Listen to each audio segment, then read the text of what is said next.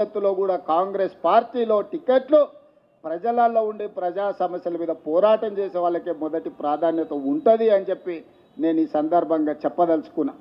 నిన్నమనే అన్నాడు కేసీఆర్ గారు, నేను కొడితే గట్టి కొడతా అని.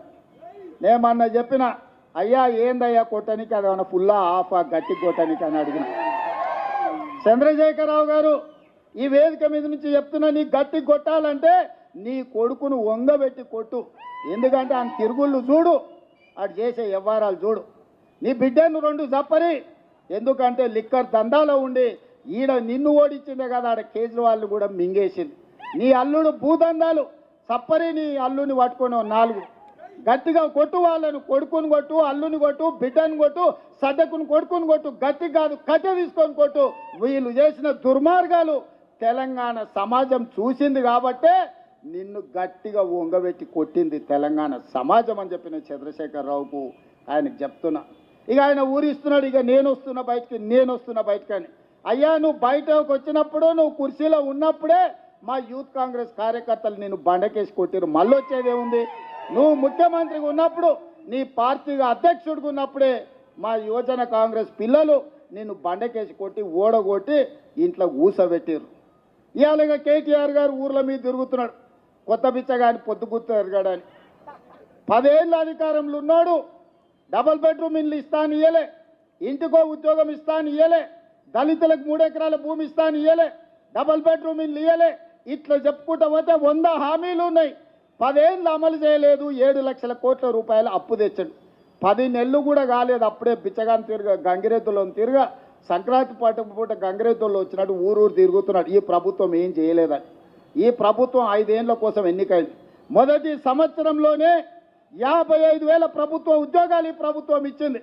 మొదటి సంవత్సరంలోనే 25,50,000 మంది రైతులకు 21,000 కోట్ల రూపాయల రైతు రుణమాఫీ చేసింది.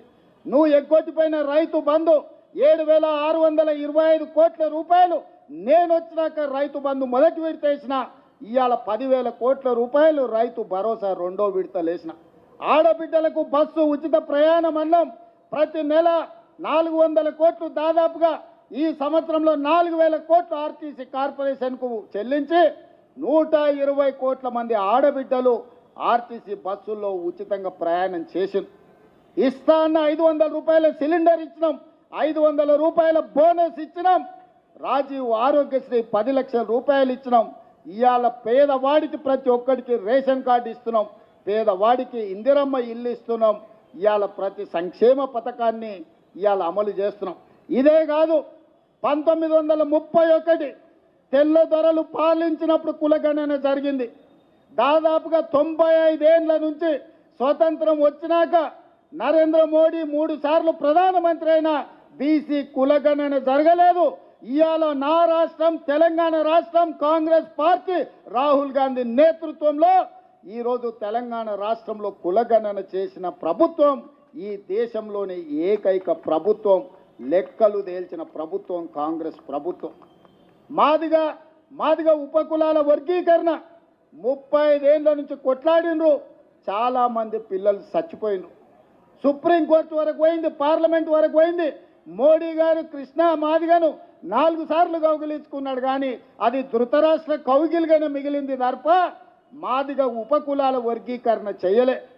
కానీ మీ ప్రభుత్వం ప్రజాపాలనలో మాదిగ ఉపకులాల వర్గీకరణ అమలు చేసి దేశంలోనే మొదటి రాష్ట్రంగా నిలబడి దేశంలో దశాబ్దాల కొద్దీ వాయిదా పడుతున్న సమస్యకు పరిష్కారం చూపించినాం. మొదటి సంవత్సరంలోనే ఇన్ని గొప్ప కార్యక్రమాలు చేసిన ప్రభుత్వం ఈ రాష్ట్రం దేశంలోనే మొదటి స్థానంలో ఉంది.